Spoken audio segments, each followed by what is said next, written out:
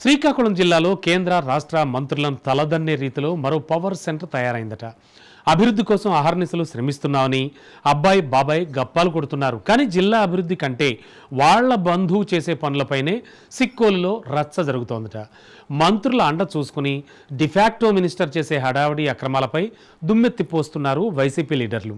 Shadow మంత్రి చేసే దందాలపై ఫిర్యాదులు వెల్లువెత్తుతున్నా ఏం చెయ్యలేని నిస్సహాయ స్థితిలో అధికార యంత్రాంగం ఉందన్న వార్తలు వినబడుతున్నాయి. ఎవ్వరం టీడీపీ అధినేత చంద్రబాబు వరకు వెళ్ళిందట. ఇంతకీ ఎవరా షాడో మంత్రి? ఒరిజినల్ మంత్రులు ఏం చేస్తున్నారు అసలు?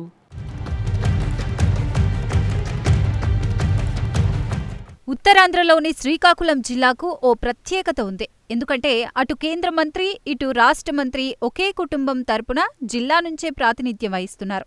కేంద్ర, రాష్ట్ర మంత్రుల పనితీరుతో సిక్కోలు అభివృద్ధిలో దూసుకుపోతుందని స్థానికులు ఆశించారు. కానీ ఈ ఇద్దరు మంత్రుల్ని అడ్డం పెట్టుకుని అందిన మేరకు దోచుకునే కాన్సెప్ట్లో వీరి బంధువు ఒకరు బిజీగా ఉన్నారన్న ఆరోపణ సిక్కోలులో హాట్ టాపిక్ గా మారింది.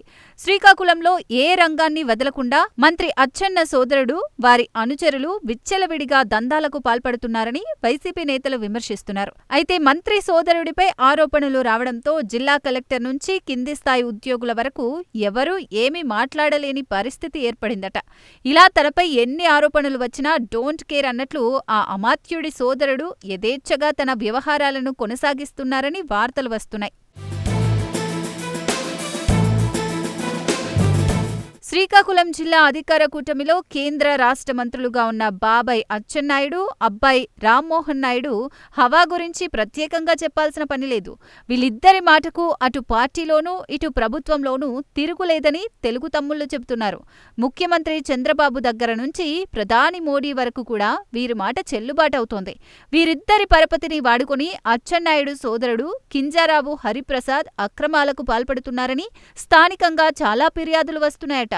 సచివాలయ ఉద్యోగుల నుంచి కలెక్టరేట్లో పనిచేస్తున్న ఉద్యోగుల వరకు ఎవరిని బదిలీ చేయాలన్నా హరిప్రసాద్కి కమిషన్ ఇస్తేనే ఫైల్ ముందుకు కదులుతుందనే ప్రచారం జరుగుతోంది. వీటితో పాటు టెక్కలి పరిసర ప్రాంతాల్లో ఖరీదైన గ్రానైట్ బ్లాకులు మంత్రి సోదరునికి చెందిన పాలిషింగ్ యూనిట్లకే పంపాలని కండిషన్ పెట్టారని తెలుస్తోంది. దీనికి మైనింగ్ శాఖ అధికారులు సైతం అండగా ఉన్నట్లు చెబుతున్నారు. మూలపేట పోర్టు పనులు గతేడాది కాలం పాటు నత్తనడకన సాగడానికి కారణం కూడా మంత్రి అచ్చెన్న సోదరుడు హరిప్రసాదే అన్న విమర్శలు వస్తున్నాయి.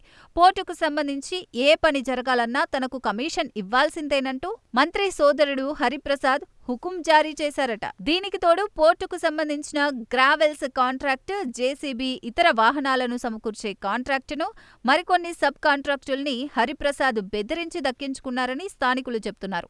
కింజారావు హరిప్రసాద్ నేతృత్వంలోనే టెక్కలి నియోజకవర్గంలో భూమాఫియా, మద్యం సిండికేట్, సెటిల్మెంట్లు, అక్రమాలు యథేచ్ఛగా చేస్తున్నారని, ఇవిగాక నిమ్మాడ ఎఫ్సీఐ గోడౌన్ వద్ద చేస్తున్న అక్రమాలు వేరే లెవెల్ అంటూ వైసీపీ నాయకులు హరిప్రసాద్ చిట్టా విప్పుతున్నారు. ఏ శాఖలోనైనా తన సొంత కాంట్రాక్టు సంస్థకు టెండర్లు దక్కించుకోవడానికి ఎంతటికైనా బరి తెగిస్తున్నారని హరిప్రసాద్పై వస్తున్న ప్రధాన ఆరోపణ. అంతేకాదు, పీడీఎస్ రైస్ సప్లై చేసే మిల్లర్ల వద్ద నుంచి మంత్రి సోదరుడికి కమిషన్లు రావాల్సిందేనట. లేదంటే మిల్లర్ల మీద విజిలెన్స్ రైడింగ్తో పాటు రకరకాల కేసులు బనాయిస్తామని బెదిరిస్తున్నట్లు బాధితులు వాపోతున్నారట. మంత్రి సోదరుడు అవినీతికి అంతు లేకుండా పోతుందని సొంత పార్టీలోని నాయకులు సైతం గుసగుసలాడుకుంటున్నారంటే